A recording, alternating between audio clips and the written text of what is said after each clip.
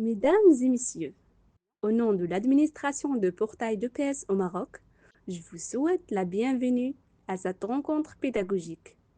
Permettez-moi tout d'abord d'exprimer mes sincères remerciements à monsieur l'intervenant, monsieur Ilyes Ishaoui, préparateur physique de l'équipe U21 FUS Football à Rabat, professeur d'EPS cycle qualifiant à Rabat, lauréat de Moulay Rachid RFC avec un master spécialisé entraînement sportif et optimisation de performance de haut niveau dans le cadre de football, ainsi qu'à mesdames et messieurs les inspecteurs et les professeurs d'éducation physique et sportive présents parmi nous pour leur engagement constant en faveur du développement et de la qualité de l'enseignement de l'EPS.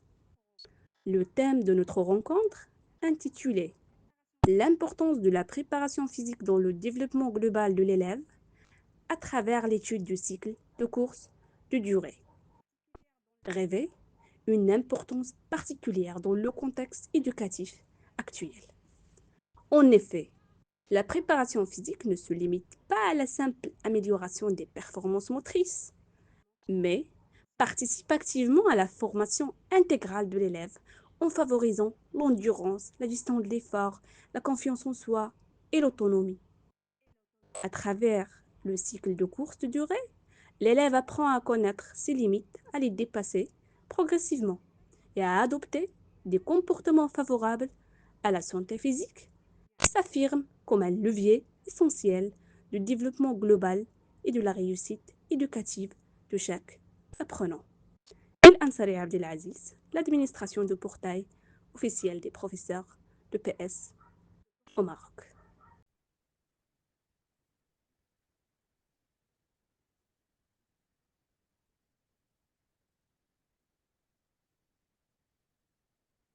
Monsieur Ilyes, à vous la parole.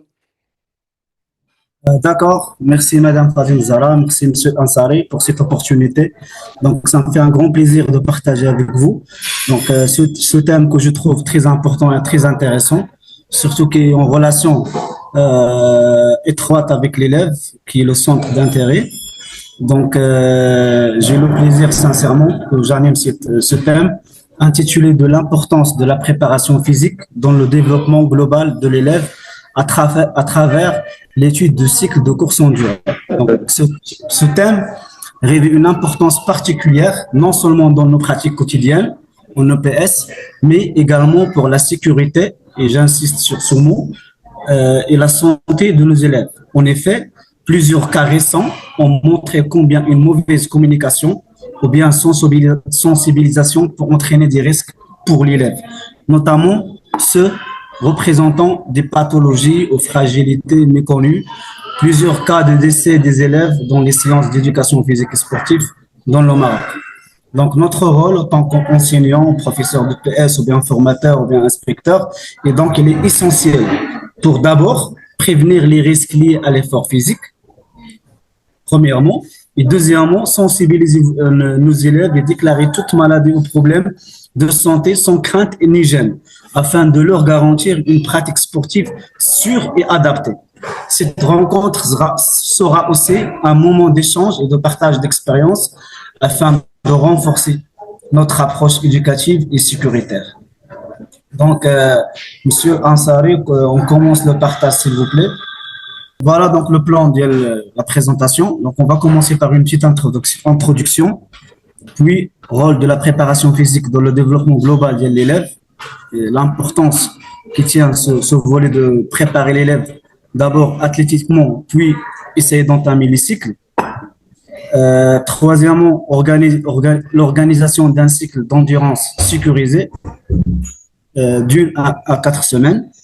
Le cycle de course en durée, une approche progressive, comment l'entamer. Donc, il y a les approches qu'on peut utiliser tant que prof, chacun sa propre approche, comment on peut entamer un cycle de course en durée. Donc, puis, le volet qui est très important, c'est prévention et sécurité, et finir par une petite conclusion. Oui, vous pouvez passer. Donc, l'introduction, on commence par notre contexte actuel. Donc, la course endurance est un contenu central dans les programmes de PS au collège et au lycée. Pourtant, de nombreux incidents graves sont liés à une mauvaise planification, une méconnaissance des étapes de la préparation, aussi à une mauvaise communication de la part des élèves ou bien les parents des élèves. Donc, la problématique, comment mettre en place un cycle de course en durée efficace et sécurisé, qui favorise d'abord le développement physique des élèves, tout en réduisant les risques. Là, quand je parle de développement physique, la gestion de l'effort, il est entré dans le développement physique des élèves. Donc, l'objectif de la présentation, donner un éclairage pédagogique et physiologique clair sur le cycle d'endurance, proposer une démarche structurée et surtout sécurisée pour les enseignants, sensibiliser à l'importance d'une préparation physique progressive adaptée aux élèves. C'est un point que j'aimerais bien insister. Donc, comment peut-on proposer une préparation physique sainte, progressive, avant d'entamer n'importe quel cycle? Donc, définition, donc, on va pas se tarder sur les notions. Donc, la préparation physique, comme vous savez, c'est un ensemble de moyens et de méthodes visant à développer de quelques qualités physiques, l'élève, l'endurance, vitesse, force, souplesse, coordination, etc., pour améliorer sa santé et ses performances. Donc, lien avec le PS, il permet à l'élève de mieux s'engager dans des activités physiques scolaires et extrascolaires. Objectif dès le cycle de course en durée, développer l'endurance aérobie, la persévérance et l'autonomie dans la gestion de l'effort. Et j'insiste sur le mot, la gestion de l'effort, ou l'objectif principal, ou bien le problème fondamental à résoudre, le cycle de la course en durée. Oui? Donc, le rôle de la préparation physique dans le développement global de l'élève. Donc, on a quelques domaines et l'effet observé. Par exemple, le domaine physique. L'effet observé, amélioration de la condition physique, la prévention de l'obésité, développement des systèmes cardio-respiratoires et musculaires. Le domaine moteur, meilleure coordination, technique de course plus efficace, gestion de l'allure. Psychologique, développement de la confiance en soi, gestion de l'effort, la persévérance, le dépassement de soi. Social, esprit d'équipe, respect des règles, entraide dans les séances collectives. Scolaire, amélioration de la concentration, meilleure hygiène de vie et discipline personnelle. Oui. Donc, toujours dans le rôle de la préparation physique et son importance. Donc, sur le plan physiologique, bien sûr, amélioration de la capacité cardiovasculaire, renforcement musculaire et coordination, adaptation progressive du système cardiovasculaire, prévention des risques, les arrêts cardiaques qu'on regarde souvent dans les établissements scolaires. Sur le plan éducatif, développement de la persévérance et de l'autonomie, éducation à la santé et à l'effort, valorisation des progrès individuels. Sur le plan sécuritaire, qui est très important, prévenir les incidents par une entrée progressive dans l'effort. Donc, j'ai mis en gras ce mot. Donc, prévenir les incidents par une entrée qui doivent être progressive. Des échauffements adaptés et une surveillance régulière. À l'échauffement adapté, une surveillance régulière, moi, je préfère que les enseignants, le départ du cycle de l'endurance, eux qui chapeautent l'échauffement au départ. Après, on responsabilise l'élève. L'importance de connaître l'état de santé des élèves avant le cycle. C'est très, très, très important. La majorité des élèves déclarent pas les maladies diabétiques. Ils déclarent pas. Donc, c'est un point important qu'on doit faire attention. Donc, une communication verbale qui insiste l'élève de l'importance de déclarer. S'il peut pas devant le groupe, tu le prends d'une manière individuelle pour communiquer avec lui s'il a quelque chose en lui. Oui. Donc, voilà une petite organisation d'un cycle d'endurance sécurisé étalé sur 4 semaines, donc 1 mois. Donc la première semaine, l'objectif c'est diagnostiquer l'état des élèves, une mise en confiance. Donc le contenu principal c'est un test initial simple, échauffement structuré, géré entre parenthèses de préférence par le professeur, des ateliers ludiques. L'intensité doit être faible à modérée. Observation de la fréquence cardiaque. On a les élèves, les habitués à prendre le pouls de la fréquence cardiaque.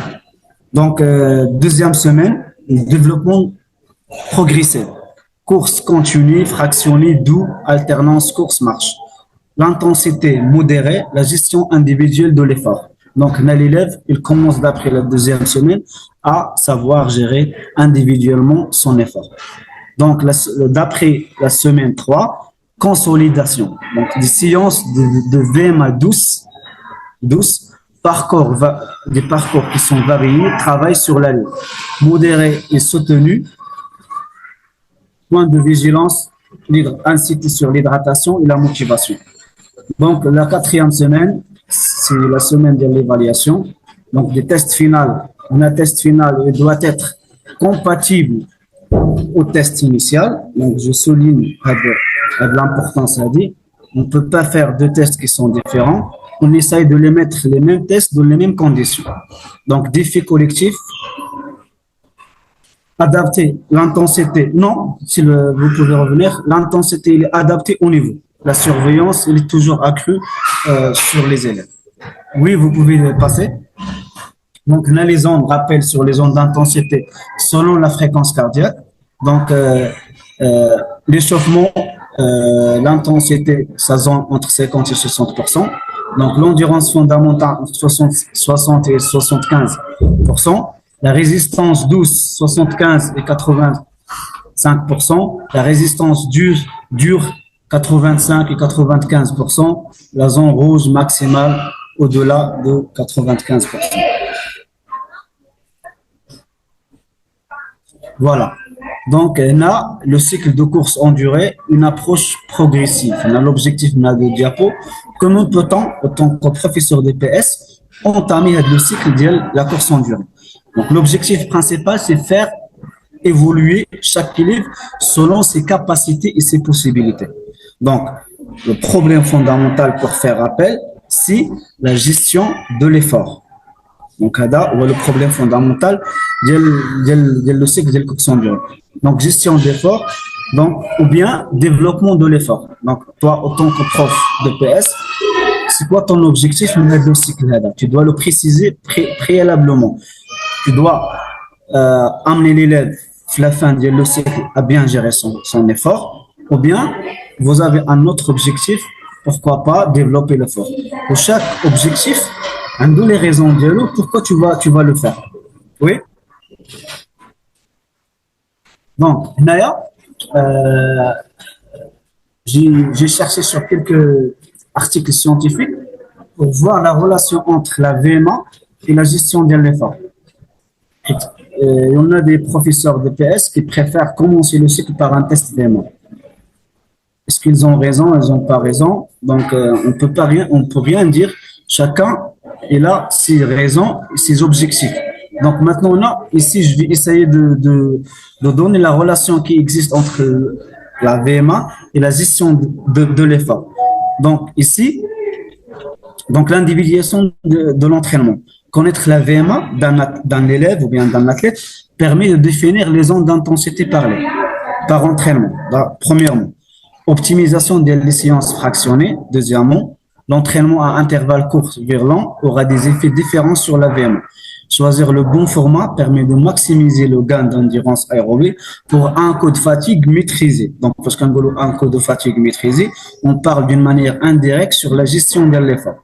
Donc, le VMA il a un impact direct sur la gestion de l'effort. Détermination des allures cibles en course, endurance fondamentale.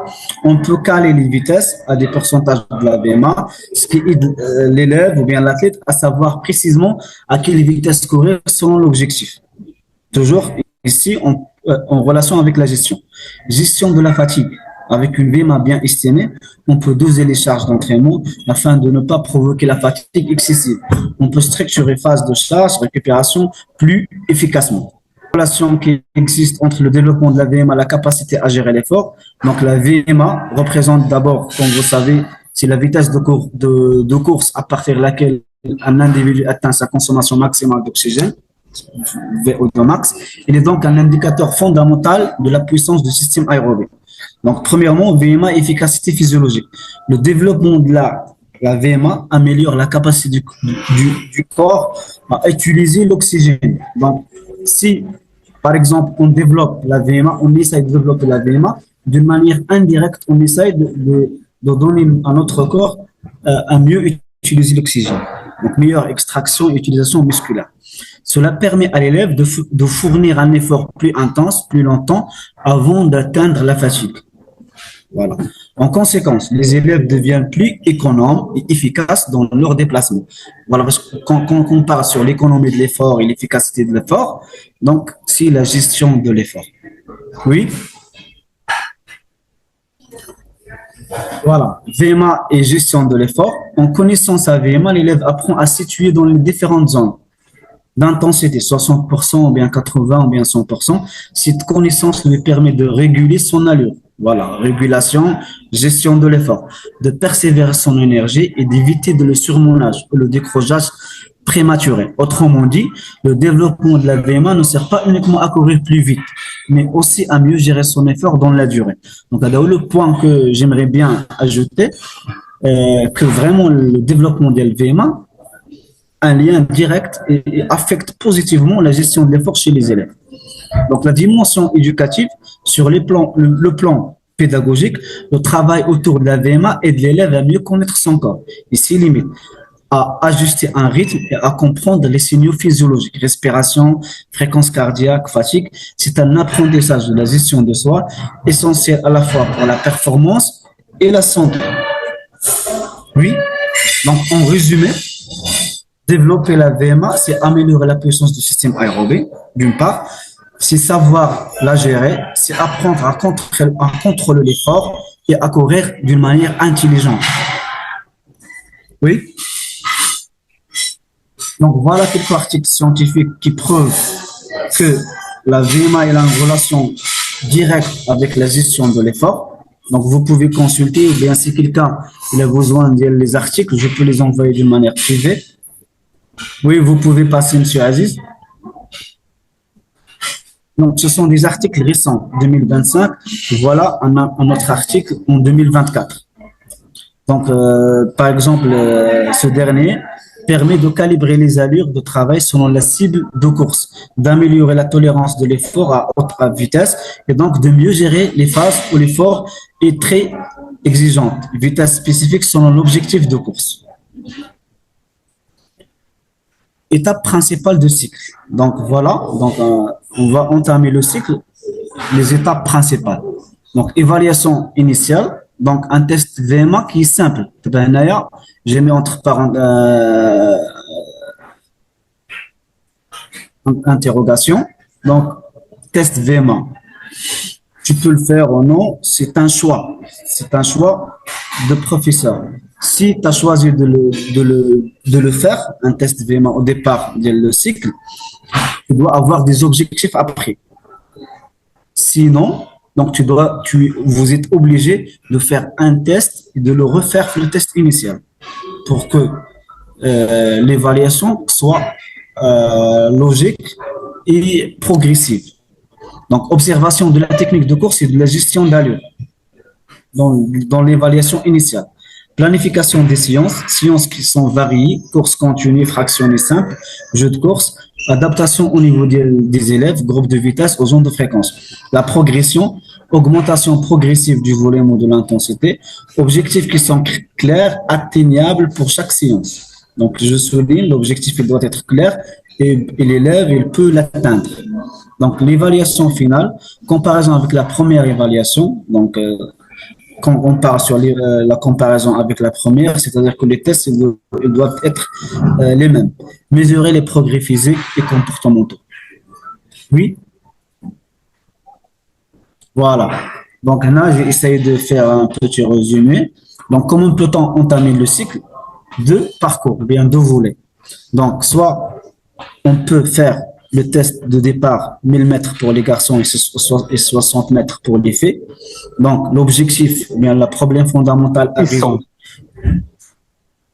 600 mètres pour les filles et 1000 mètres pour les garçons. c'est ça.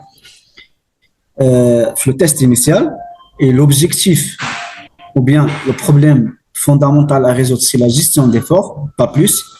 Et le test final, c'est refaire le test initial. 1000 mètres pour les garçons et 60 mètres pour les filles. Ou bien, il y en a d'autres professeurs qui préfèrent commencer par un test VMA. Donc, c'est un choix qui, pour moi, c'est pas une erreur, mais il y en a des questions à poser. Si je teste VMA, pour moi, on peut pas le faire dès les premières séances. Donc, la première séance, c'est la séance de diagnostiquer les élèves, la mise en train. On peut faire la VMA dès la troisième ou bien la quatrième séance. Donc ça, pour éviter les accidents ou bien pour la sécurité des élèves. Après, si je veux faire le VMA, je dois faire encore le test initial 1000 mètres pour les garçons et 60 mètres pour les filles. J'ai devant moi deux voies, soit le développement de l'effort, c'est-à-dire développement du VMA. Généralement, si vous avez un groupe élite ou bien un groupe d'ISS pour travailler avec elle, donc le nombre de séances augmente, ce qui favorise que le VMA aussi, on peut la développer. Car généralement, on ne peut pas développer un VMA au bout de 2 séances d'une heure. 1 heure de travail, soi-disant.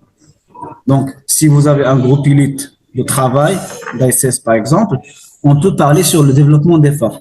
Ou bien, le deuxième volet, c'est pour une meilleure gestion d'efforts. Donc, on peut travailler avec exploiter les résultats de l'VMA. Donc, l'objectif, c'est pas le développement de l'VMA, mais meilleure gestion de l'effort. Si vous avez l'objectif là, par exemple, moi, qu'est-ce que je fais?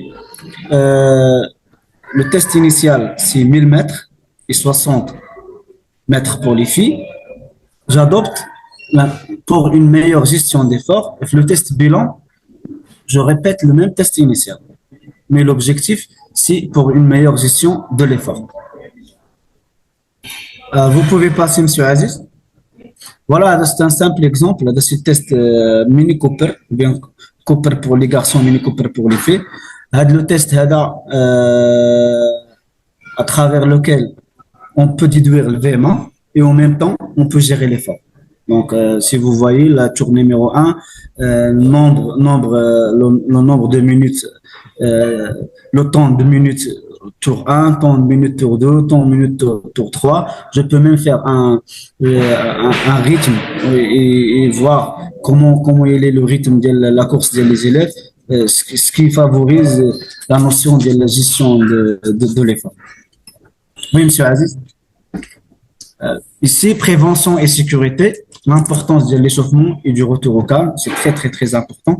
Donc, j'insiste ici au départ que l'échauffement assuré par le professeur et le retour au calme, il doit être obligatoire. Donc, le retour au calme, tout ce qui est relâchement, souplesse, mettre l'élève à son état initial. Respect des paliers de progression pour éviter les blessures. Hydratation, la tenue, bien sûr, doit être adaptée. Surveillance des signes de fatigue, fréquence cardiaque ou bien malaise. Oui.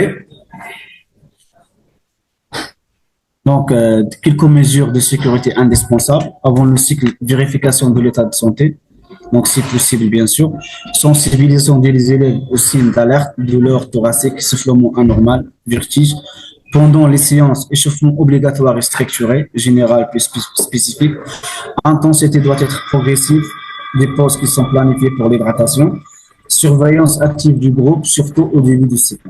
Après la séance, je répète, le retour au calme progressif, discussion rapide sur la santé des élèves. Donc, je connais moi de quelques professeurs, ils adoptent même la fiche de perception de l'effort, l'RPE, pour avoir une idée sur le ressenti de leurs élèves. Et c'est une chose qui est très bien, qui favorise la communication entre le professeur et l'élève. Oui.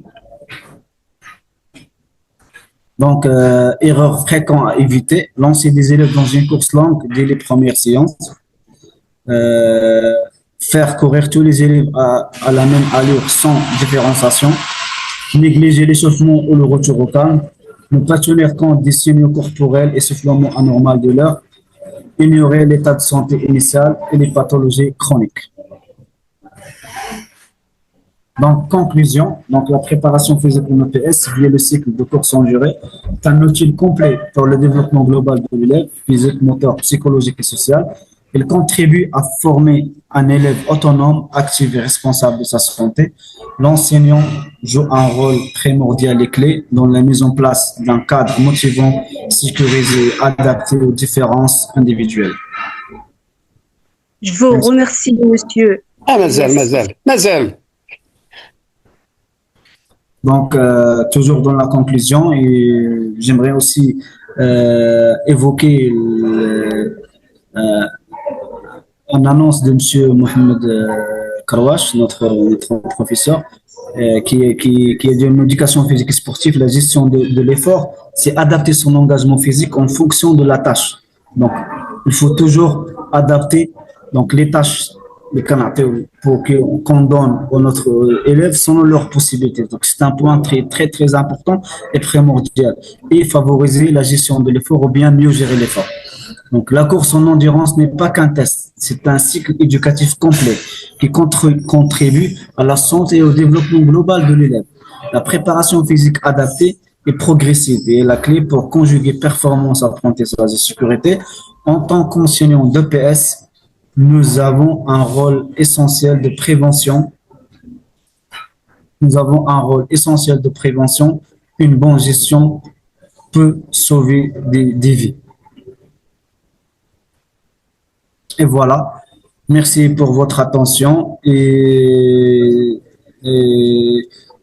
bienvenue pour vos remarques, surtout votre expérience en tant que professeur.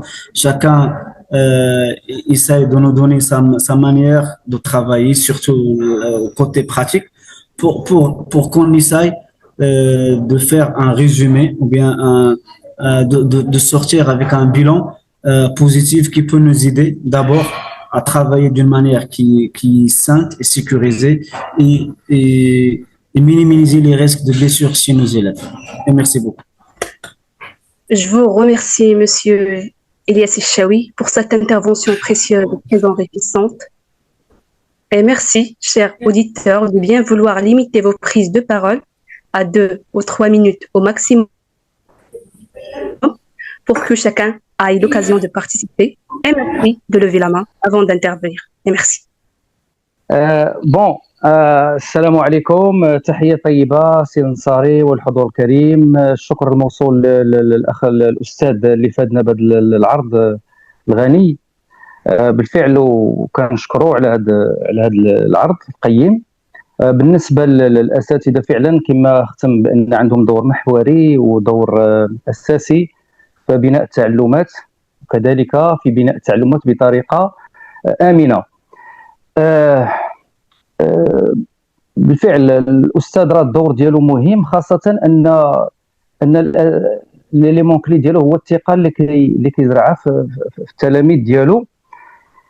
خاصه انا كأب ملي كنقول لولدي مثلا، واخا انا كنعرف مثلا كيعرفك راك استاذ ولا هذا ديال التربيه البدنيه وعارف، ولكن الاستاذ ديال التربيه البدنيه اللي كيقريه راه كيدير فيه الثقه، كيسمع لي اي حاجه قالها كيديرها. دونك نحاولوا ما امكن نستافدوا من هذا المعطى. انا لو تيم اللي غادي نهضر معكم فيه هو لا فريكونس كاردياك، خذوه كتيم، الله يجزيكم بخير وسجلوا مزيان هذه المساله هذه. بالنسبه لا فريكونس كاردياك كوم روبير اكسترن، وعلاش انا هضرت على فريكونس كاردياك؟ باسكو لو كونتكست ديالنا ماروكان وفي ليطا اكطويل اللي كاينه ديال ولي كونديسيون ما كيسمحوش باش نديروا شي دي ميثود اللي كيسون سوفيستيكي باش نديتيكتيو هذا، باش نقوموا ولا نقيموا العمليه ديالنا دي، خاصه في لونديرونس ولا في لا كورس اون ديوري. وكنقولها وكنأكد بان لو بي اس سي لا ديسيبلين دي روبير باغ اكسيلونس، ا سافوار علاش كنلقاو الملاعب كلهم متراسين، لا زون كتحكم علينا باش كيكون عندنا تيل كومبورتمون. بالنسبه للتراساج ديال البانو ديال خاصه لي بانيي، خاصها تكون البانو تا هو متراسي، تا هو كيفرض علينا يعني واحد الكومبورتمون. بالنسبه لا لين في البلونج دابيل، البلونج دابيل كيفاش يعني حتى هي كتفرض علينا حتى هي واحد لو كومبورتمون. دونك بالنسبه لنا حتى لا فريكونس كاردياك سي ان فاريابل باغمي دوطخ، ماشي هي اللي كتديتيرميني لنا لا كونديسيون فيزيك، ولكن سي ان فاكتور يعني دو سيكوريتي بور لي زيليف. يعني راه كاين لا فيودو ماكس، ديفلوبمون ديال لا فيودو ماكس، كاين دوطخ بارامتر بحال مثلا ليكونومي دو لا فولي، لي سوكوس. مثلا امتى نكري لي سوكوس؟ اما جو دوا كونسيرفي لي سوكوس،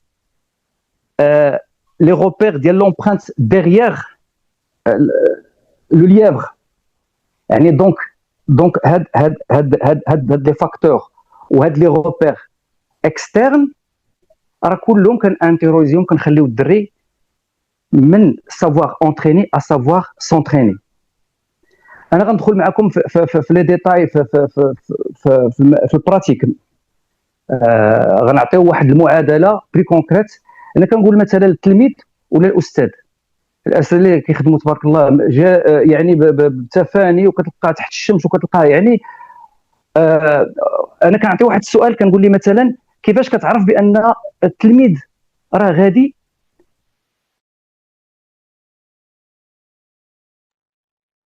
ب 80% ولا ب 90%؟ اصل بيا كيمشي ل 100. واش بعدا كتسمعوني بعدا؟ تنسمعوك مزيان استاذي. الله يجزيك بخير. كيفاش كيمشي 110% يعني في سيبرا ماكسيمال.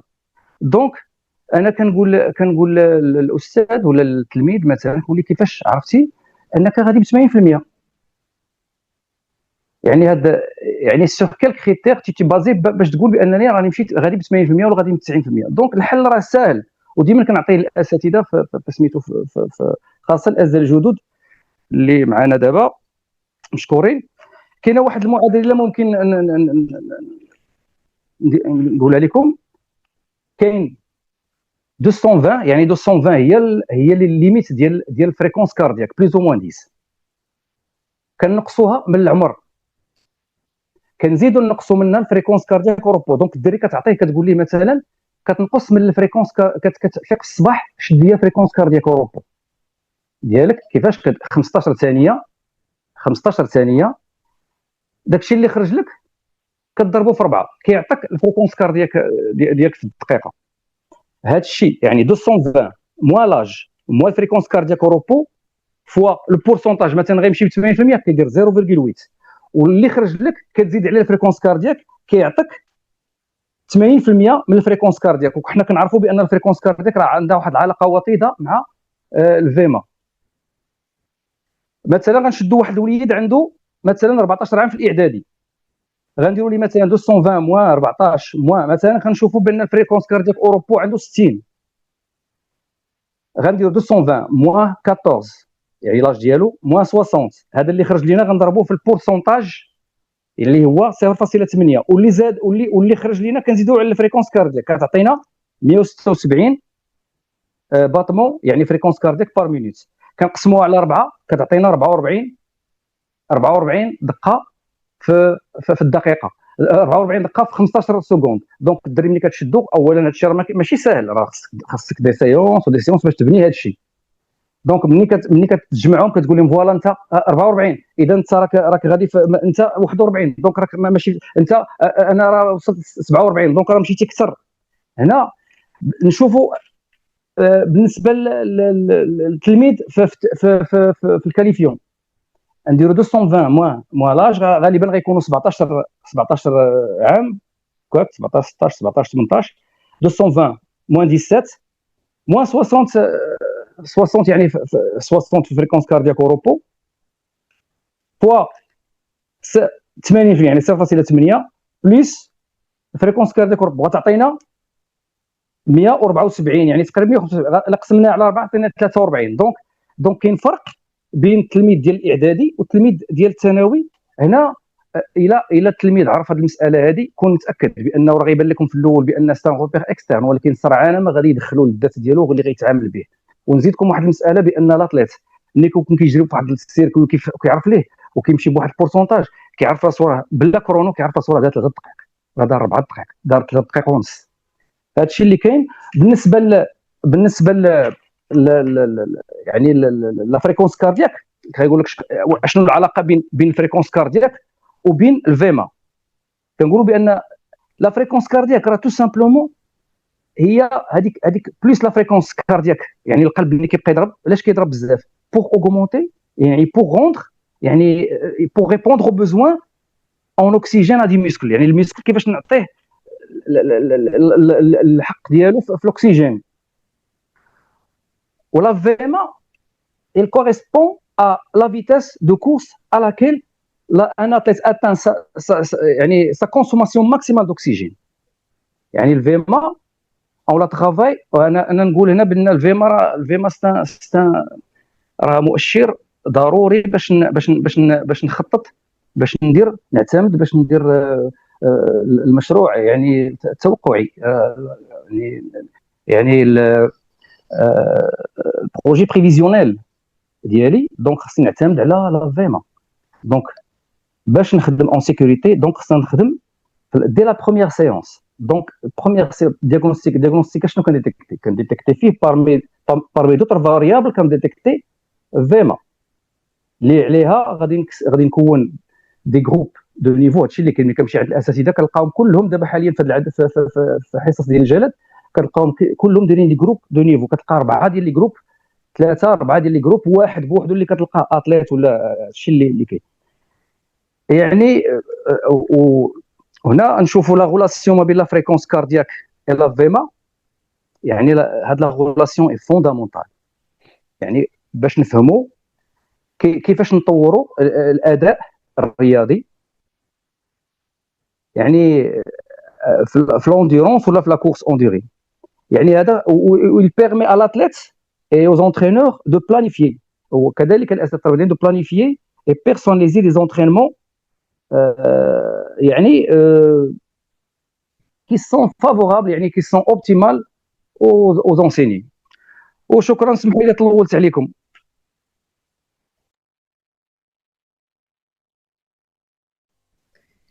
Merci, monsieur l'inspecteur, pour votre intervention. Je donne la parole à monsieur l'utilisateur de Zoom. Je ne sais pas son nom. À vous la parole, monsieur. وي السلام عليكم. وعليكم السلام ورحمة الله. لاباس مولاي؟ بخير، صحة لاباس؟ الله يحفظكم أخويا. السلام على جميع المشاركين وعلى الأستاذ اللي قدم العرض بطريقة مبسطة. معكم الدكتور ديوري محمد خليل، الطبيب اللي كيرافق الجامعة الملكية المغربية للرياضة المدرسية في التظاهرات اللي كتدار عبر التراب الوطني. مرحبا أستاذي. J'ai beaucoup apprécié la qualité de la présentation. Un des 2 points que j'aimerais bien partager avec vous. La première, c'est que, comme il a été bien dit par Monsieur l'Ansari, c'est que le mu'attar ضروري عليه باش déclarer toute maladie que présente واحد l'élève quelconque. هنا في بعض الدراسات اللي كنا عملنا في إطار العمل مع وزارة الصحة، كاين ce qu'on appelle des modèles de fiches. Des fiches فيهم une seule page، فيهم une série de questions posées à l'élève. وهو il répond uniquement par oui ou non. وحنا on comptabilise le nombre de oui et le total de non.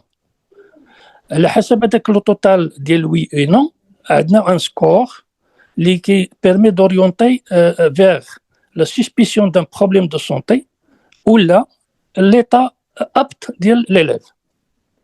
En cas de suspicion, il est obligatoire de référer vers le médecin. وهنا on a 3 catégories de patients. Soit des problèmes de pathologie qui interdisent totalement l'effort physique, soit d'autres types de pathologies, la colonne de pathologie, qui permettent, en cas de leur existence, d'adapter l'effort physique en fonction en fonction de la situation pathologique de l'élève. Ok, il y a d'autres cas qui sont des pathologies éphémères qui connaîtraient في le moment ديال فاش الولد مشى consultant. C'est le premier point. Donc, c'est un modèle اللي خصو يكون موضوع عند الساده والسيدات المؤطرين باش يعطيوه عند التلميذ ويعمروا ويشوفوا هما داك لو سكور. وديك الساعات جمغي بيان زعما الا كان كاين شي مناسبه نبارطاجي معكم هاد لي موديل. دوزيام بوين، النقطه اللي مهمه ربما ما عرفتش واش تمت الاشاره اليها، هو خلال هاد لي 4 سيمين ولا لي 6 سيمين دونديرونس الضروره ديال سميتو ديال تحسيس التلاميذ والتلميذات بواحد التغذيه سليمه خلال ديك المده ديال لي فور دونديرونس. هذا هو اللي مهم في هذه النقطه. واحد النقطه الثالثه، اون ايمري بيان فيما يخص لا في ام ا. لا في ام ا كاين شكون دي بتيت اباري des petits appareils, ce qu'on appelle des spiromètres, qui permettent de mesurer la capacité respiratoire de l'élève. Sont d'utilité très simple. دابا في اي تظاهره رياضيه يمكن ان نديوها معنا، والتلميذ اللي كيكون مشكوك فيه مدخل من طرف المؤطر ديالو على لا كاباسيتي ريسبيراتوار ديالو، اون بو ميزوري ديك سميتو لا كاباسيتي ريسبيراتوار وي برون لا ديسيزيون سور بلاس، يشارك او ما يشاركش. وسمحوا لي الا كنت طولت، هذوما بعض النقاط اللي بغيت نتقاسمها معكم، ونتمنى التوفيق للجميع ان شاء الله، وشكرا لكم. Merci docteur pour votre intervention. Et je donne la parole à Issa Kabouri, professeur de PS. À vous, monsieur Kabouri. Félicitations à toute l'équipe. Félicitations à l'encadrement et au professeur DPS du Maroc. Vraiment, c'est des choses qu'il faut multiplier, et c'est de cette manière. C'est grâce à vous que je suis au Burkina Faso et ils arrivent à suivre vos conférences. Merci beaucoup. Est-ce que je me fais comme... Voilà. Par rapport à ce thème, j'avais 3 points que je vais essayer d'ajouter au-delà de ce qu'on a donné comme détail déjà dans l'exposé. Moi, par rapport à l'importance de la préparation physique sur le développement global de l'enfant, moi, j'ai essayé de prendre 3 points importants. D'abord, on a le développement physique global de l'enfant. C'est très capital, la préparation physique. Elle permet à l'enfant de renforcer son système cardiovasculaire. Ça, c'est déjà dit, parce que lorsqu'on travaille sur le conditionnement physique, ça joue effectivement sur le système cardiovasculaire de l'enfant. Ça travaille sur les muscles des bras et de la posture. C'est très capital, la préparation physique. Lorsqu'on prépare physiquement l'enfant, il y a sa capacité cardio-respiratoire, il y a le physique et la posture qui augmentent. Sans oublier aussi que ça améliore la coordination motrice, le souple et l'équilibre. C'est tout ce qu'on a besoin comme fondamentaux en début d'année scolaire, en début de séance, pour que l'enfant puisse s'adapter aux activités qu'il va suivre. S'il a un système cardiovasculaire développé, s'il a des muscles et des bras bien développés, ça lui permet de suivre les séances. Deuxième, ce que moi je voyais au niveau de la préparation physique, c'est ce qu'on appelle les compétences transversales. Souvent, les gens pensent que l'EPS, l'enseignement de l'EPS, ça se limite seulement à l'école. Non. L'enseignement de l'EPS porte des valeurs qui vont au-delà de l'école. Ça veut dire que ce qu'on fait à l'école, l'enfant ou l'élève peut l'utiliser en dehors de l'école, que ce soit dans la vie scolaire, que ce soit lorsqu'il se trouve en ville ou quelque part. C'est pour dire quoi? Ici, il y a ce qu'on appelle la notion de persévérance et de dépassement de soi. Ça veut dire la préparation physique, c'est en quelque chose une activité qui développe la confiance en soi des élèves, la persévérance. Parce que si tu n'es pas persévérant, à un moment donné, l'enfant se sent fatigué. Mais maintenant, comme au niveau des cours d'EPS, il a travaillé à dépasser ce que les gens attendent pour arriver à atteindre un objectif donné, ça veut dire qu'encore, ce sont des compétences qui sont transversales qu'il peut utiliser dans sa vie. Pour dire aussi que dans sa vie, il faut toujours persévérer, il faut toujours travailler à dépasser ce que les gens pensent qu'on ne peut pas le faire. Donc ça, ce sont des compétences transversales pour moi. En dehors de ça, c'est ce qu'on appelle la maîtrise de soi, la gestion de la fatigue et du stress. C'est très capital. Un enfant qui, pendant les préparations arrive, il est encore capable d'utiliser ça dans la vie. Il y a ce qu'on appelle la coopération et l'esprit d'équipe. C'est très capital. Grâce à la préparation physique, vous allez voir que des enfants arrivent à travailler en groupe. Ils soutiennent leurs camarades. Voilà, donc ce sont des valeurs transversales. Ce qu'on travaille à l'école, les enfants peuvent l'utiliser parce qu'aujourd'hui, les enfants peuvent s'aider à l'école à faire un travail de groupe. Et dans la vie encore, ce sont ces mêmes enfants qui vont encore faire les mêmes choses. Nous, aujourd'hui, si nous sommes en train de faire des choses, c'est parce qu'on les a vues à l'école. Donc, ce sont des compétences transversales. Et maintenant, pour terminer mon intervention, parce qu'on donnait 2 à 3 minutes, j'ai essayé de faire un résumé pour ne pas jouer sur le temps des autres. Moi, je vais terminer par le fait que la préparation physique est une activité inclusive. Quand je parle d'une activité inclusive, parce que c'est une activité physique qui est accessible à tout le monde. Voilà, la préparation physique est accessible. Donc, tous les élèves peuvent avoir accès, tous les élèves peuvent participer à l'activité physique pour préparer leur physique. Et chacun aussi, à ce niveau, doit progresser en fonction de sa capacité. La préparation physique, c'est en fonction de sa capacité. On n'a pas à dire que un tel a telle chose, moi je dois le faire. Non, chacun progresse en fonction de ses capacités, que ce soit physique, mental, et physiologique, psycho. Tout ça, ce sont des caractéristiques individuelles qui permettent à tous ceux qui ne peuvent pas être comme les autres de travailler en fonction de leurs capacités. Et pour terminer maintenant, et je dirais que la préparation physique, là, ça fait aussi l'une des activités qui favorisent l'équité et l'esprit du progrès personnel. Donc, quand je dis l'équité ici, on ne force pas quelqu'un. Vous voyez, l'esprit du progrès personnel, l'individu est là, il sait que lui, il ne peut pas travailler comme l'autre personne, mais au moins ça, en fonction de ses capacités, il progresse. Il va progresser individuellement et pour avoir atteint son objectif donné. Donc, voilà ce que moi, j'avais essayé de faire comme un résumé pour rester dans le temps de 2 à 3 minutes afin de dire ce que je pense sur ce thème. Et pour revenir encore, je vous dis merci, encore merci, parce que ce que vous faites, chaque mot qui est développé ici est très capital. C'est ce que souvent j'aime dire aux gens de ville. C'est très capital ce que vous faites. Les gens ne savent pas.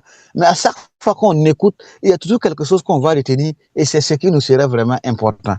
Merci beaucoup et j'espère encore que prochainement, j'aurai la chance, comme aujourd'hui, de suivre vos interventions. Merci bien. Merci, Monsieur Kabouri Issa. Merci, professeur Issa. Merci. Au Burkina Faso. Au Burkina Faso, oui. Et je donne la parole maintenant à l'inspecteur Hicham Shakir, inspecteur de PS au Maroc. Merci. Bonsoir tout le monde.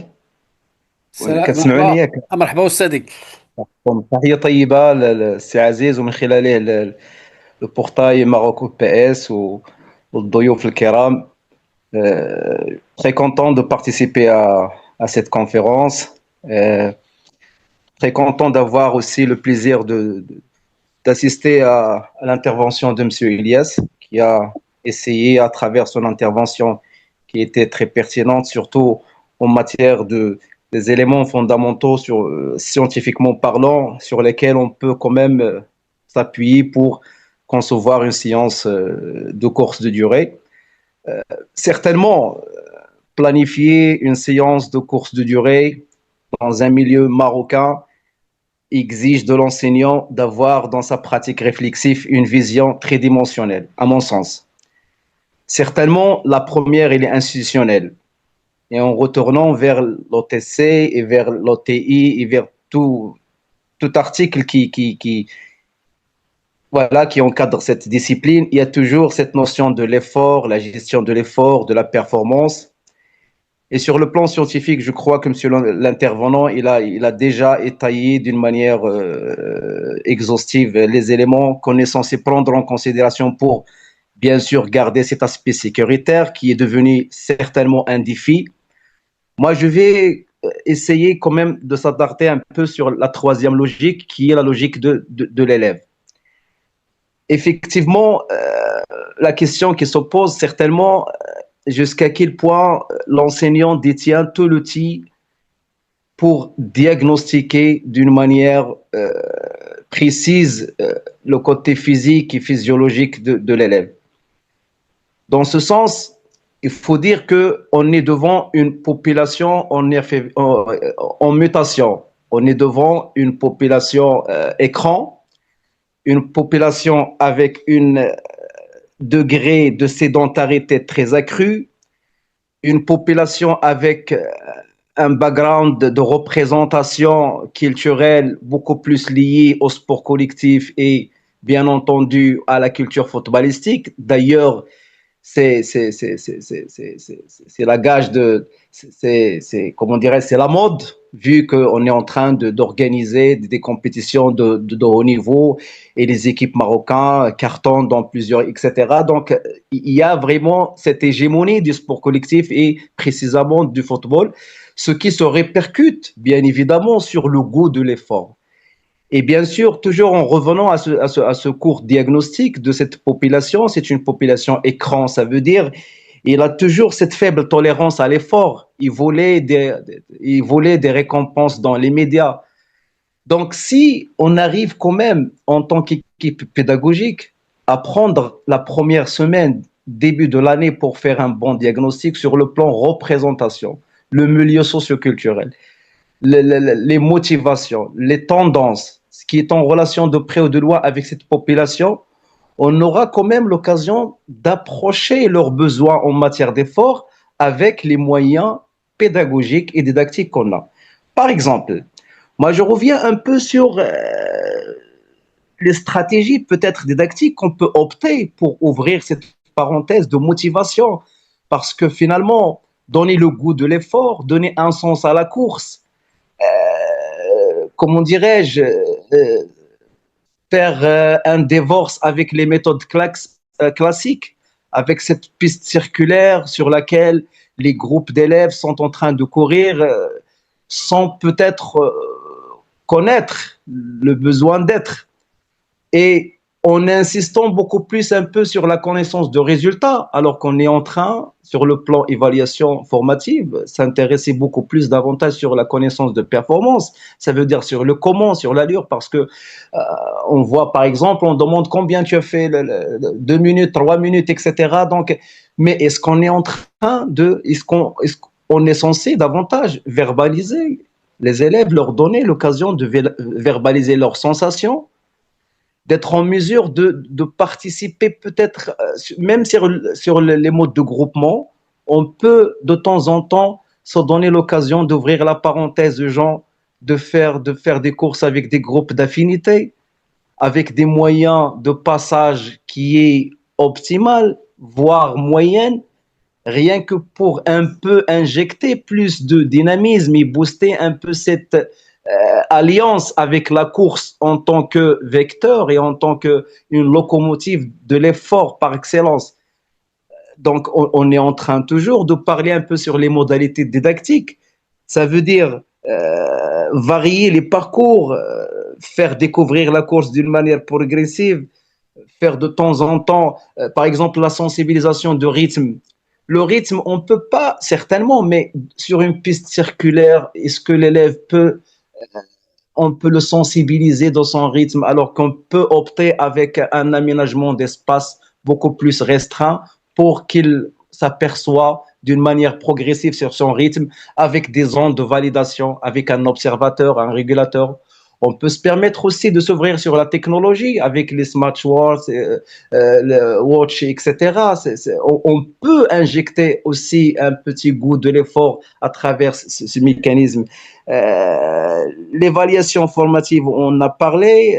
La pédagogie, certainement l'individualisation comme principe d'entraînement. Certainement, on a besoin de tout ce qui est scientifique, mais on aura droit quand même d'aller un peu travailler sur la transposition didactique, aller vers la tâche pour voir comment l'enseignant peut, à travers une tâche, faire émerger cet aspect de goût de l'effort, faire émerger le sens de l'effort, le dosage, la régulation. C'est à travers le mode de groupement, à travers les styles d'enseignement. Ça veut dire, dois-je être autoritaire, dois-je être associatif, etc.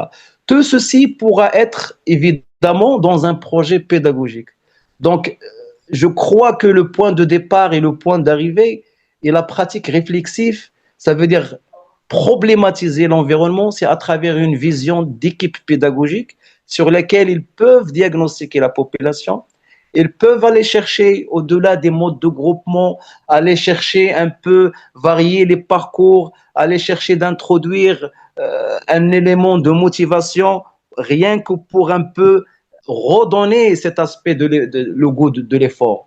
Moi, j'insiste là beaucoup parce que finalement, faire rentrer les élèves d'une manière en douceur vers l'effort, c'est leur donner l'occasion de verbaliser leur ressentiment. C'est leur donner l'occasion de s'inscrire dans un projet individuel, prendre en considération les pratiques qu'ils font au-delà de l'école, rien que pour créer ce dynamisme extra-école et à l'école, et en même temps garder un peu en tête que finalement, l'éducation physique et sportive, certainement, elle est censée s'appuyer sur tout ce qui est scientifique, mais elle est censée aussi œuvrer dans les modalités didactiques et pédagogiques et ne pas se limiter au pré-porté. Il n'y a pas une recette magique, il y a l'authenticité. L'enseignant est maître de décision et il est censé en perpétuel remaniement chercher et aller faire des réflexions sur le terrain,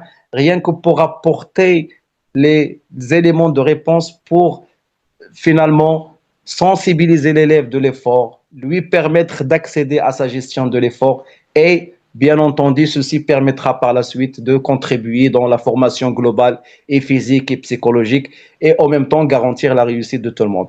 Je suis désolé si j'étais un peu très lent et je vous remercie infiniment. Merci. Merci, monsieur inspecteur Hicham, pour votre intervention enrichissante. Et je passe la parole à Otaman Mohammadi, professeur de PS au Comores, Jazir Comores. Bonsoir à tous, merci beaucoup de me passer la parole. Moi, je suis inspecteur Atouman Momadi, je suis des Comores. Je remercie infiniment le Maroc avec cette plateforme d'échange qui me donne tout le temps c'est d'intervenir et de donner de faire des échanges qui sont fructueux par rapport à notre travail. Mais je remercie beaucoup l'intervenant d'aujourd'hui parce que il a présenté les ingrédients nécessaires pour la séance de la préparation physique générale, en l'occurrence dans la tendance de la courte durée pour essayer de faire la régularité et garder la performance. Mais moi, il y a un docteur là qui a intervenu par rapport à cette pathologie qui affecte les enfants et que on doit essayer de s'organiser pour essayer de donner aussi confiance aux enfants qui veulent faire l'EPS et que parfois ils ne connaissent même pas qu'ils sont malades. Moi, depuis l'année dernière, j'ai commencé à réfléchir à l'introduction de mettre ce que j'appelle passe-sport. C'est-à-dire passe-sport, ça veut dire comme une passeport à la santé. Dès la sixième ou bien dès la primaire, on fait passer les élèves dans une consultation pour détecter leurs défaillances. Et une fois, quand on arrive à connaître le problème, on peut l'orienter et savoir aménager les séances pour qu'il arrive ou elle arrive à faire l'EPS. Alors là, c'est pour arriver à sécuriser les enfants. Ça, c'est la chose que j'ai voulu augmenter parce que tous les points saillants de la préparation physique sont déjà dits par les intervenants. Merci. Merci, monsieur inspecteur au Comores, Atouman Mohammadi. Et D'accord, merci Monsieur Aziz. Bonsoir tout le monde. وميرسي سي إلياس على العرض تبارك الله القيم. J'essaie de mélanger un peu midi un français et arabe parce que nous avons nos collègues africains qui sont avec nous, donc automatiquement ils ne parlent pas arabe, mais ils comprennent une phrase constituée d'arabe et de français, donc je vais essayer de faire les deux en même temps. Donc, comme j'ai dit, je remercie Ilias, que je connais très bien. Je sais qu'il maîtrise bien son domaine.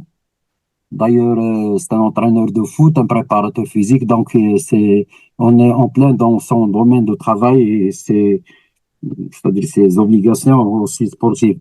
Donc, j'ai quelques petites remarques, je vais annoncer quelques noms et je vais m'arrêter pour vous donner le temps de savoir de quoi je parle. Si je vous dis Reda Saqi, si je vous dis Belkhouja, si je vous dis Akhdar, si je vous dis Tikradi, est-ce que ces noms vous disent quelque chose? Monsieur Sharafi, oui, bien sûr, ce sont des footballeurs, par exemple Akhdar, qui ont subi des arrêts cardiaques lors des matchs, c'est ça. Oui, c'est ça. Donc, tous ces noms-là, ce sont des joueurs confirmés, bien entraînés, mais qui sont morts sur le terrain ou juste après les séances d'entraînement. Donc, cette petite introduction, en tant que parent, en tant qu'inspecteur aussi d'éducation physique et qu'enseignant d'éducation physique, à un moment donné, je voulais, d'ailleurs, j'ai commencé par ce nom pour qu'on se pose une petite question. Enseigner l'éducation physique en général, on enseigne l'éducation physique générale, en général pour faire quoi? C'est-à-dire, qu'est-ce que l'élève a à gagner de ses cours de PS? Qu'est-ce que l'enseignant d'éducation physique fait passer à ses enseignants pendant les cours de PS? Donc, j'attends pas de réponse, je vais continuer. Et je voudrais faire une petite remarque aussi parce que les enseignants d'éducation physique en général, ils oublient qu'ils sont dans une école avec des élèves. Implicitement, ils pensent entraîneur, athlète. D'ailleurs, si on fait une petite relecture, il y a l'exposé qu'on va trouver sur l'exposé, le terme entraînement, le terme athlète, plus que le terme élève et le terme apprentissage. Mais automatiquement, c'est la nature de l'exposé, puisqu'on parle d'une course en durée, on parle de test, on parle donc, on a tendance généralement à parler d'athlète et d'entraînement et d'entraîneur aussi. Donc, je voulais bien lancer cette petite parenthèse pour les enseignants d'éducation physique que tout d'abord, avant toute chose, il ne faut pas oublier que vous êtes des enseignants d'éducation physique et que vous avez en face de vous des élèves et non des athlètes. Donc, si on se met d'accord dès le début de l'année pour différencier un peu, même si on est sur les deux côtés, c'est-à-dire on est entraîneur et on est enseignant, donc à chaque moment, il faut savoir quelle casquette mettre, soit la casquette de l'entraîneur ou la casquette de l'élève, ou la casquette de l'enseignant. Et à chaque casquette, il y a des objectifs, il y a une façon de faire, il y a, vous l'avez dit déjà, M. Ilyes, vous avez insisté surtout sur la sécurité de nos élèves. Donc, je reviens un peu sur le côté formel dans l'enseignement et je voudrais faire une petite différence entre l'endurance en tant que capacité et le cycle de course en durée en tant que cycle. Même si dans les orientations pédagogiques, on ne parle pas de cycle de course en durée, mais on parle automatiquement d'une course de 1000 mètres pour les garçons et une course de 600 pour les filles.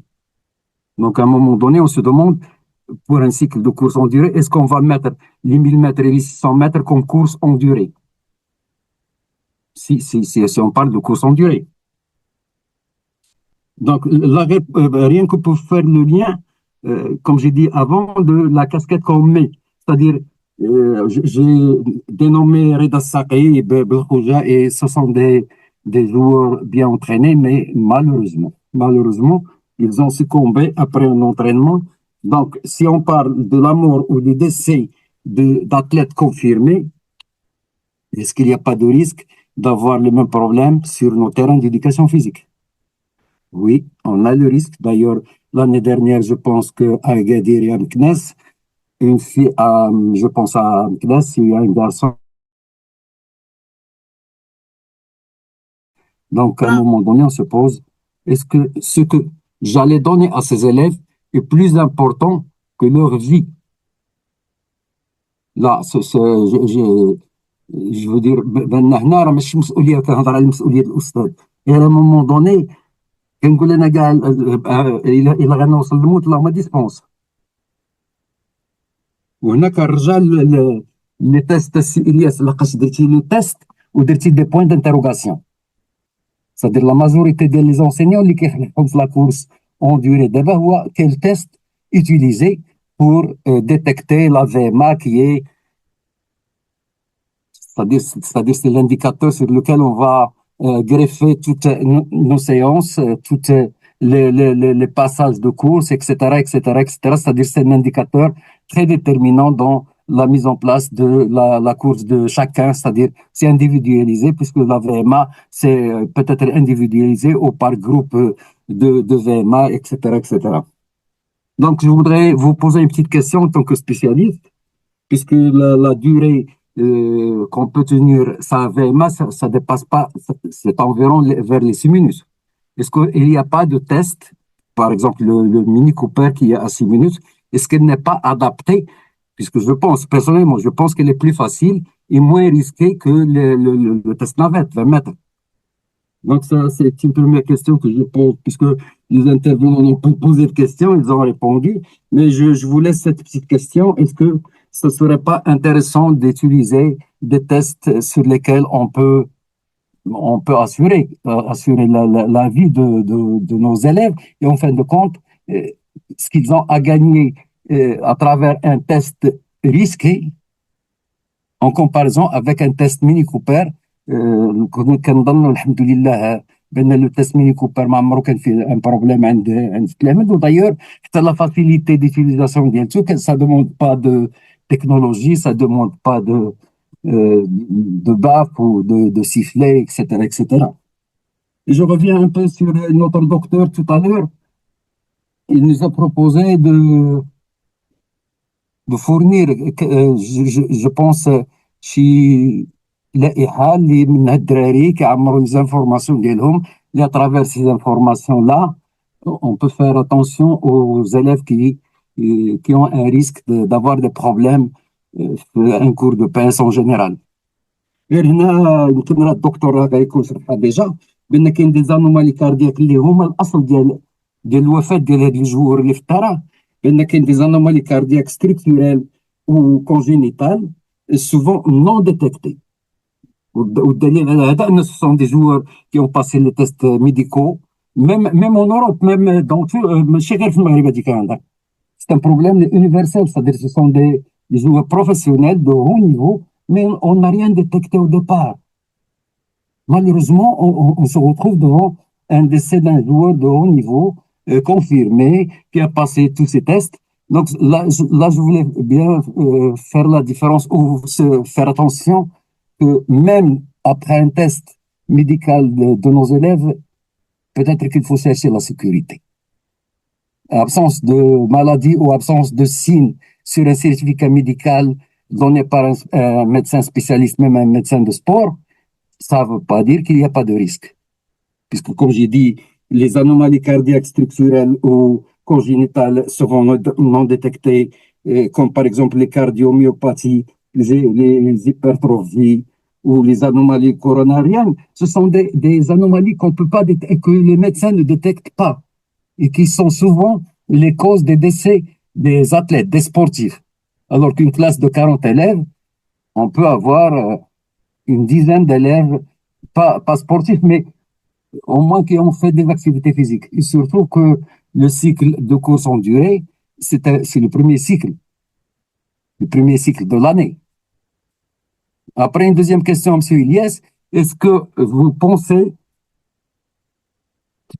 qu'on pense ensemble que 10 séances de course en durée, avec un échauffement, avec un retour de calme, est suffisante pour améliorer la VMA de nos élèves? Si le cas est oui, donc on peut essayer de la travailler. Mais si la réponse est non, pourquoi risquer la vie de nos élèves pour aboutir ou pour fixer un objectif qu'on ne peut pas atteindre? Est-ce qu'en fin de compte, la capacité endurance ne peut pas être travaillée à travers tous les cycles de l'année sans pour autant avoir un cycle de course en durée? Donc, ce sont des questions que je me pose à moi-même. Donc, c'est une façon de partager القلق اللي عندي أنا, je le partage avec vous. Merci à vous, M. Aziz. Merci, M. Ilyas. Et à la prochaine. Merci, monsieur, notre cher professeur Sharafi. Ça fait un grand plaisir que j'entends vos remarques pertinentes, comme d'habitude. Je vais le partager, M. Ilyas. Ah, barakallah avec si Sharafi, ça fait un grand plaisir. Donc, j'ai enregistré toutes vos remarques et vos questions. Vraiment, vous avez touché le point clé de la présentation. Et c'est l'objectif, c'est tout ce que vous avez dit, c'est l'objectif de la présentation. C'est la sécurité de l'élève. Le point à atteindre. Avant de répondre à vos deux questions, donc j'aimerais bien faire rappel, Monsieur Chorafi, que vous avez dit.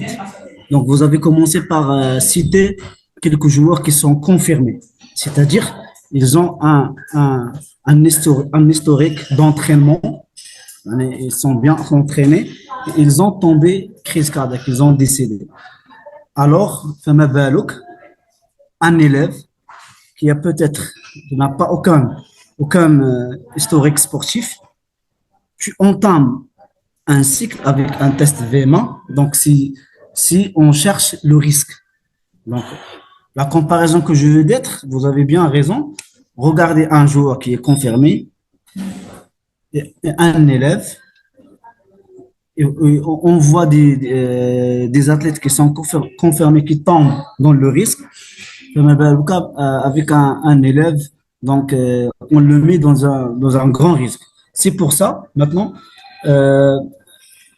je rejoins à l'idée du docteur qui a parlé sur un point très très important et que j'adopte, et j'espère, vous, en tant que responsable sur le département OPS au Maroc, donc pourquoi pas faire des fiches médicales au départ, les distribuer chez les professeurs. Donc le prof, il doit savoir que ses élèves, est-ce qu'ils ont des pathologies qui lui interdisent de faire le PS au départ, avant le commencement des cours, ou bien des pathologies qui peuvent faire des séances, mais on doit, en tant que professeur, adapter les séances selon sa pathologie, ou bien des maladies qui sont éphémères, comme il a évoqué le docteur, c'est-à-dire il peut faire d'une manière à l'aise les séances. Donc la première question, Monsieur Chorafi, donc pourquoi faire, est-ce qu'il n'y a pas un test qui est sécurisé? Et est-ce que vous voyez pas que le test NAVET, il est plus risqué? Par exemple, vous avez donné sur le test Cooper. Si vous avez remarqué, moi, j'ai donné l'exemple du test Cooper pour les garçons et Mini Cooper pour les filles. Effectivement, c'est un test qui est très, très simple à mettre en place et il est le plus sécurisé à mon avis. Ça, c'est d'une part. D'un autre part, c'est un test à travers lequel on peut dégager ou bien réguler l'allure, c'est-à-dire notion de gestion de force. C'est le problème fondamental du cycle. À travers ce test qui est très simple, on peut réguler l'allure de nos élèves. Là, donc, oui, je confirme que c'est un test, si tu veux le comparer avec le test navette, c'est le bon choix pour les élèves ou bien de nos milieux scolaires. C'est le bon choix et personnellement, je l'adopte. Ça fait maintenant 10 ans de pratique. Ça fait maintenant 10 ans que je fais le Cooper pour les garçons, le Mini Cooper pour les filles. La deuxième question, est-ce que vous pensez que des séances peuvent développer la VMA? Sinon, pourquoi le faire? Si oui, voilà. Donc, à mon avis personnel, non, je pense pas que des séances, c'est insuffisant pour parler d'un développement de VMA. Ça, d'une part. Donc, puisqu'il est insuffisant, pourquoi je risque un élève pour faire un test VMA et je ne vais pas utiliser ou bien exploiter les résultats durant tout le cycle, sachant que à la fin du cycle, je vais faire un test bilan de 1000 mètres et 600. Donc, pour moi, aucune raison. Si, par exemple, je vais faire un test VMA au départ, mais à condition, pour moi, je ne fais pas ça, mais si un professeur adopte à faire, il veut savoir les limites de ses élèves en termes VMA, il peut le faire, mais à condition, premièrement, il ne doit pas faire le test au départ, dès les premières séances. Donc, 3, 4 séances d'adaptation d'adaptation, puis il fait le test. Mais l'objectif, c'est pas le développement du VM après. L'objectif, c'est améliorer sa gestion d'efforts.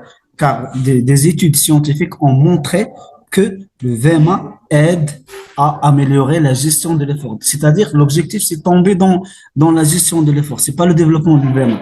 Car ce sont des élèves, ce sont pas des athlètes. Donc, pourquoi je vais faire un contenu d'entraînement, bien un programme d'entraînement pour développer VMA? Pourquoi le faire? Sauf si je prépare une équipe élite pour participer à une compétition nationale ou bien internationale. Donc, dans le cadre de l'ESS, je peux comprendre un professeur qui veut savoir son équipe en termes de vitesse maximale aérobie. À part ça, de préférence, si je ne vais pas exploiter ou bien utiliser les données de mes résultats VMA, de ne pas risquer à l'élève. Se concentrer sur un simple test Mini Cooper et travailler le cycle de course en durée en toute sécurité. Je crois que c'est les points que vous avez cités, Monsieur Chorafi, c'est ça? J'espère que j'ai répondu plus ou moins à vos Non, remarques. il reste un petit point, c'est-à-dire le développement de la capacité endurance chez nos élèves à travers d'autres cycles, c'est-à-dire les cycles de l'année. Tous les cycles de l'année, on peut travailler la capacité endurance. C'est pas spécifique au cycle de course en durée. Oui, effectivement, si le professeur il a cette idée de développer la capacité endurance durant toute l'année, donc comme ça, il peut exploiter les résultats de sa VMA. Donc là, il a raison. Donc le test VMA qu'il a fait au départ, donc il est très logique. Il peut le faire. Mais s'il va le faire le test VMA juste pour le cycle d'endurance, ça sert à rien. Merci, M. Elias. J'espère que c'est clair. Merci, frère.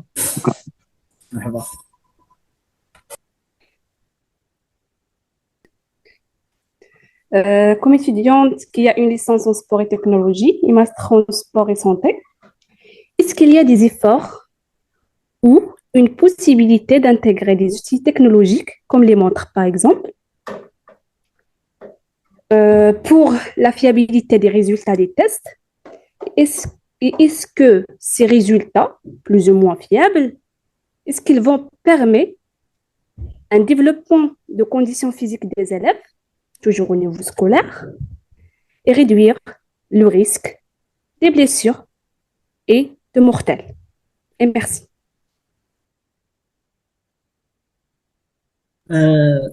Fatim Zara, s'il vous plaît, vous pouvez répéter la question. Les moyens technologiques, comme quoi?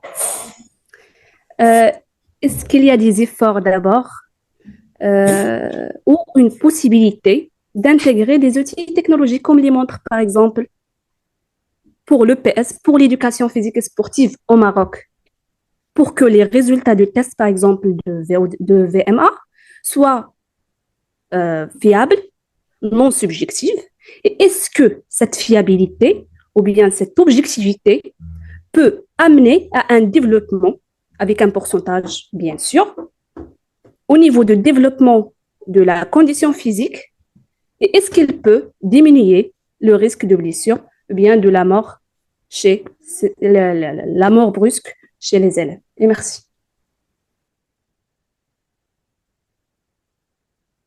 Merci Fatim Zara. J'espère que j'ai bien saisi, bien comprendre votre question. Donc, vous parlez sur l'utilisation des moyens technologiques au milieu scolaire, ce qu'on peut le faire. Donc, euh, c'est un espoir. Donc, c'est bien, c'est bien. Je pense que le mettre en place, c'est très, très, très difficile, surtout les établissements scolaires. Euh, Vous voyez les conditions des professeurs dans les établissements scolaires. Donc, le bureau d'ASS, est-ce qu'il a les moyens d'acheter d'abord, par exemple, vous avez parlé sur les montres, si d'une part, et vraiment, même le civil, on peut travailler sans moyens technologiques. Ce qui rend le test fiable ou pas fiable, c'est les conditions de mettre le test en place. C'est les conditions de réalisation du test. Par exemple, si je fais un test au départ, par exemple, à 10 heures du matin, et le test bilan, je le fais à 17 heures du matin. Donc, par exemple, là, les résultats, normalement, c'est pas le même, c'est pas les mêmes conditions. Peut-être les résultats vont pas être fiables, car j'ai pas fait les tests dans les mêmes conditions. Donc, le premier paramètre, c'est mettre le test dans des conditions qui sont accessibles et favorables. Ça, pour chercher la fiabilité. Euh, Ça, c'est d'une part.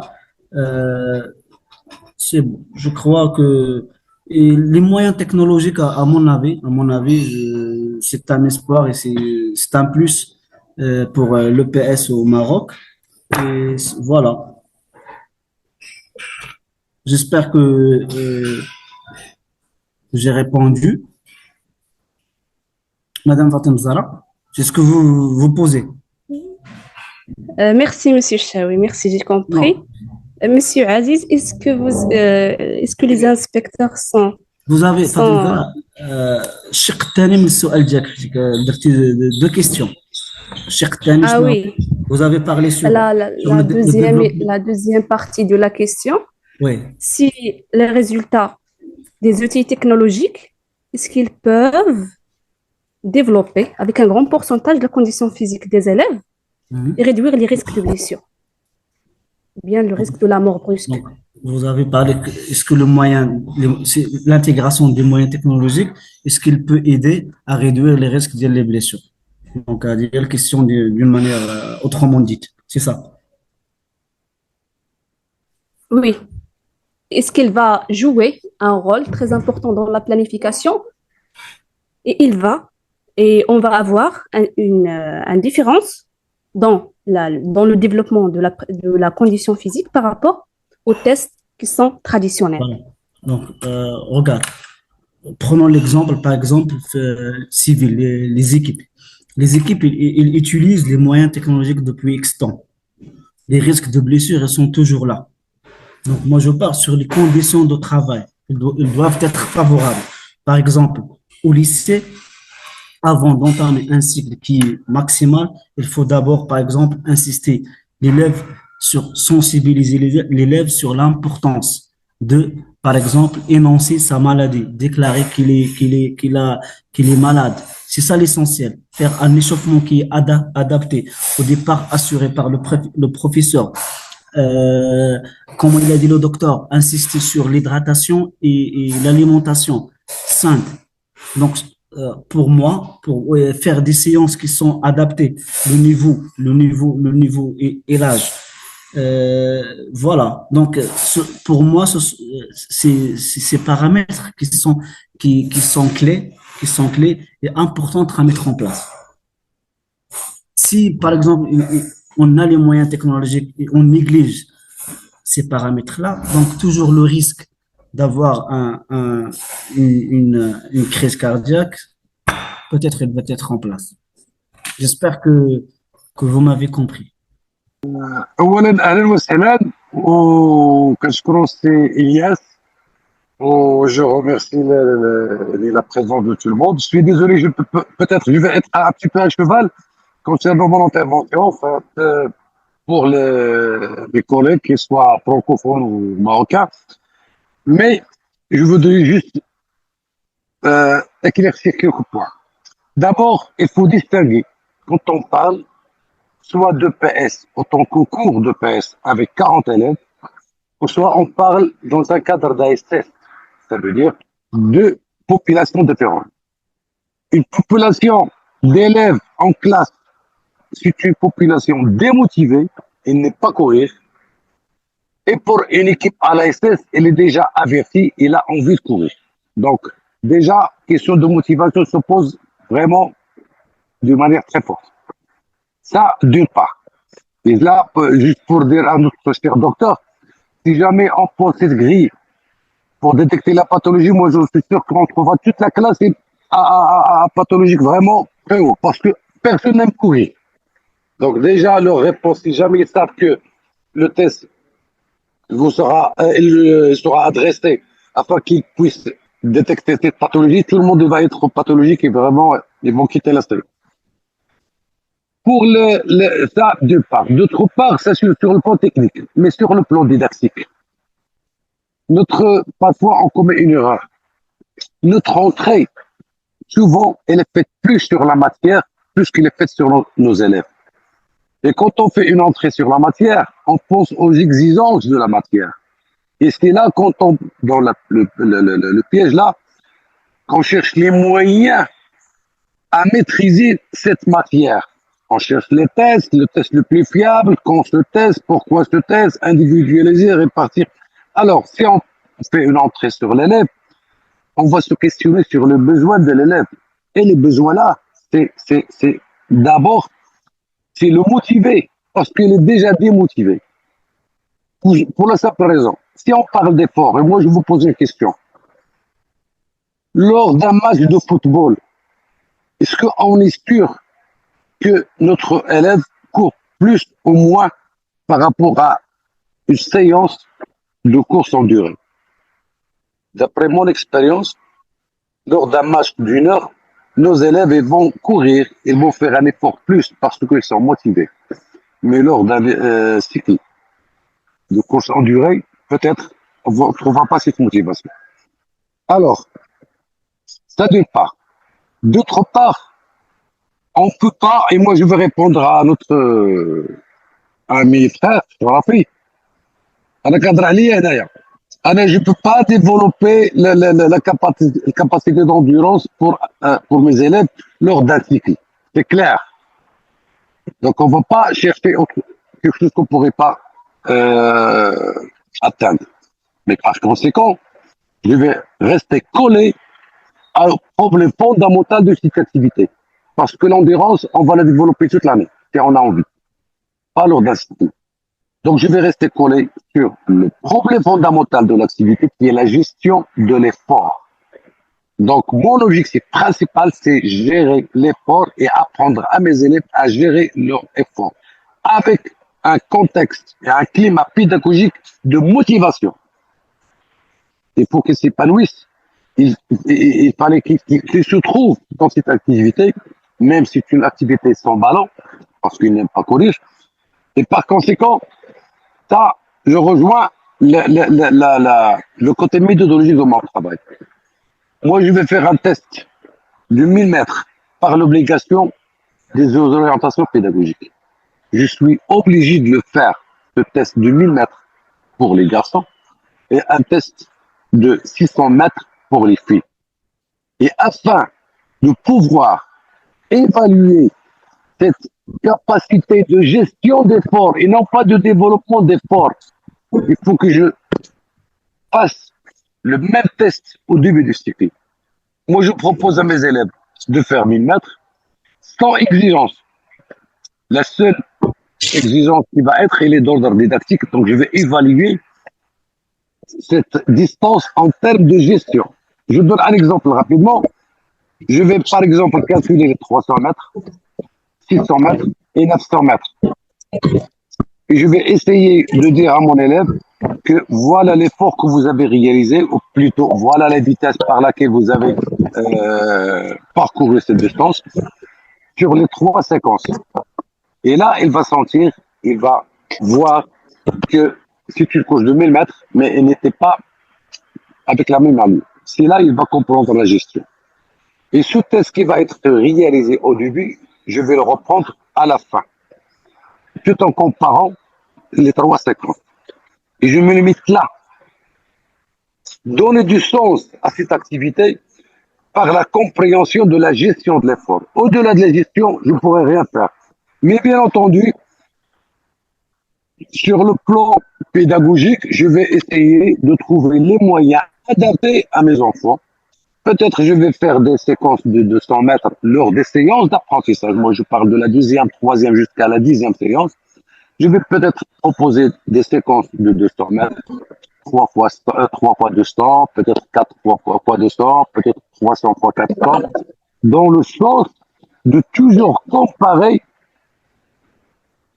les séquences. Gardez toujours dans la mémoire de mon élève que ce que je cherche, c'est la gestion de l'effort. La performance va être développée par la bonne gestion de l'effort. Pas plus. Peut-être on trouvera quelques petites modifications concernant la performance en termes de développement, mais c'est pas mon but. Mon but, c'est que mon élève doit comprendre que le but du cycle, c'est la gestion. Et là, je reviens à le premier intervenant qui a parlé des tests. Là, faites la fréquence, moi, je suis au 42, 70, 90. Tout cela, moi, j'ai pas. Personnellement, ça, c'est mon point de vue. J'évite le maximum à mettre mes enfants et mes élèves dans un engrenage de calcul qui est juste pour donner vraiment cette objectivité de tests afin de pouvoir créer, je ne sais pas pourquoi. Alors, je vais dire à mes enfants, vous avez une fréquence, je ne sais pas, de 75, de 80 pulsations. Essayez d'être au-delà de 120. Entre 120 et 140, vous êtes bien. Et j'observe mes enfants, mes élèves, je regarde leurs yeux, je regarde leur visage, je regarde la manière par laquelle ils courent pour que je puisse gérer leur fatigue et peut-être leur incapacité de soutenir l'effort. Et voilà, tout simplement. Comme ça, je vais donner un sens à mon activité. Je vais donner soi-disant, un cadre conceptuel et je pense mieux, mafahimi. C'est ça, conceptuel, et Californie. Conceptuel. Voilà, c'est ça, voilà, conceptuel et procédural à mes enfants. Et je garde toujours sous goût à faire l'effort sans qu'ils soient vraiment motivés par un ballon. Parce que notre souci, les enfants n'aiment pas courir. Parce qu'ils ne trouvent pas de plaisir. Pensez à nos élèves, à nos besoins d'élèves, non pas à l'exigence de la matière. Donc c'est le problème, et les problèmes, et les détactiques. Et je ne veux pas être trop long, et il y a quelques questions, je suis à vous. Et merci pour l'opportunité d'intervenir. Merci, c'est Mohamed Krouache, professeur agrégé de PS.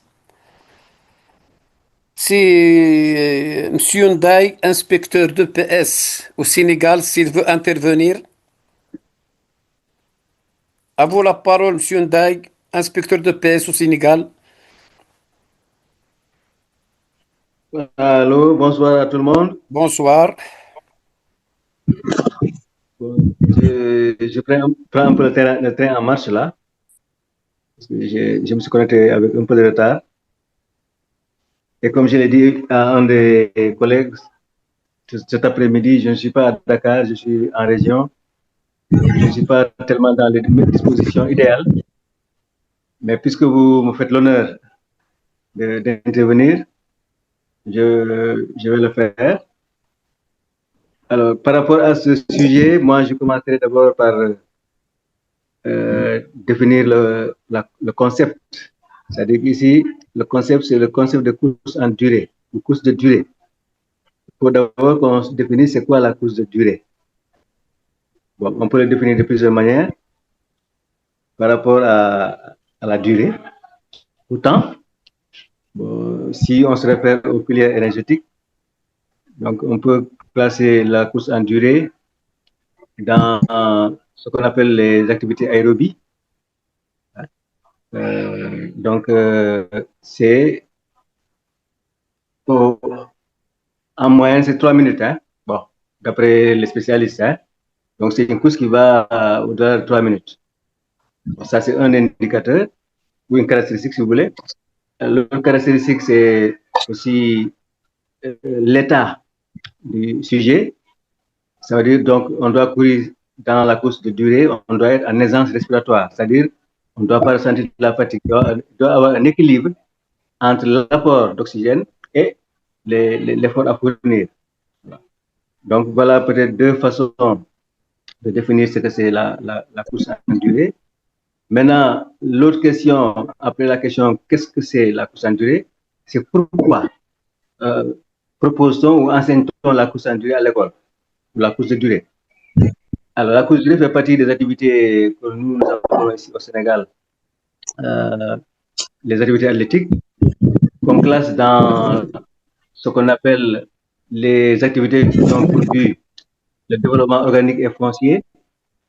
Ça veut dire quoi? C'est tout ce qui correspond aux ressources énergétiques en général, hein, du sujet ou de l'apprenant.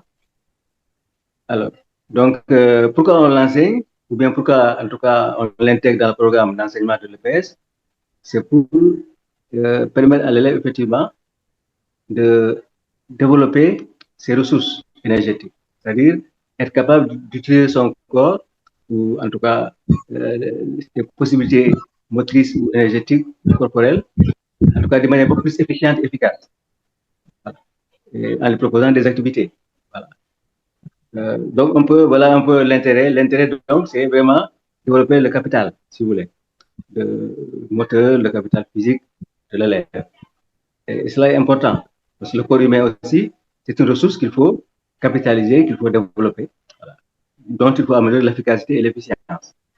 Maintenant, comment enseigner la course en durée?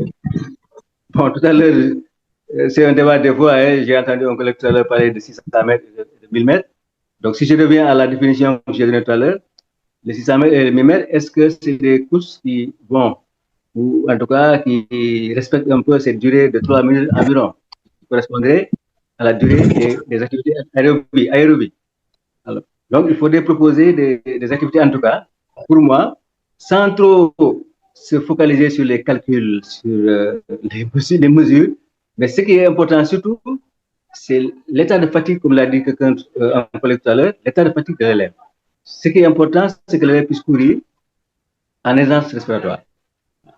Courir, qu'il ne se sente pas trop fatigué, mais aussi qu'il ne se sente pas trop, en tout cas, il ne pas beaucoup d'efforts. Alors, pas moins d'efforts, mais aussi pas beaucoup d'efforts. Donc, il y a cet équilibre-là à trouver. Donc, il faut proposer des activités qui permettent à l'élève, soit de manière durée, de manière continue du moins, ou de manière intermittente. Hein, parce qu'on peut utiliser la forme continue ou la forme intermittente. Mais ce qui est important, c'est surtout l'aisance respiratoire. Voilà. Donc, l'élève puisse courir en aisance respiratoire. Et cela est important. Et je vais terminer par un point qu'un collègue a tout à l'heure évoqué, c'est la gestion de l'effort. C'est très important. La gestion de, moi, je l'appelle même la gestion de soi. En fait, l'éducation physique est un moyen d'apprendre à nos élèves, comme les mathématiques, comme le français, hein, toutes les disciplines scolaires ont pour but, à partir de ce qui les caractérise, d'améliorer ou de développer les capacités ou les connaissances ou les compétences de l'élève. Et l'éducation physique aussi utilise en tout cas, par exemple, la course de durée pour amener l'élève à développer des qualités aussi, un peu un caractère, savoir soutenir un effort, savoir gérer un effort, savoir gérer en tout cas ses ressources personnelles. Et cela est important pour l'apprenant, cela est important pour le système, cela est important pour l'enseignant d'éducation physique et sportive. Donc voilà moi ce que je voulais donner comme contribution. Je vous remercie de votre attention. Merci, M. Ndiaye, inspecteur de paix au Sénégal. Je donne la parole à M. Elias Ishawi pour un mot de clôture avant de clôturer cette intervention. À vous la parole, M. Elias. Merci, Monsieur Aziz Ansari, pour cette opportunité. Merci aux chers collègues pour votre présence. Et merci pour vos remarques pertinentes. J'espère que l'intervention elle est bénéfique. On a construit une idée générale, surtout à propos comment entamer ce cycle de course en durée pour mettre en place des exercices ou bien un cycle sécurisé qui réduit le risque de blessures pour les élèves. Et merci encore pour votre attention. À la prochaine, Inch'Allah. À vous la parole, mademoiselle Olarbi Fatim Zebra, pour le mot de clôture du portail officiel des professeurs de PS au Maroc. À vous la parole, Fatim Zahra. Mesdames et messieurs, en clôturant cette importante intervention éducative, je tiens à exprimer ma profonde gratitude à notre professeur intervenant, M.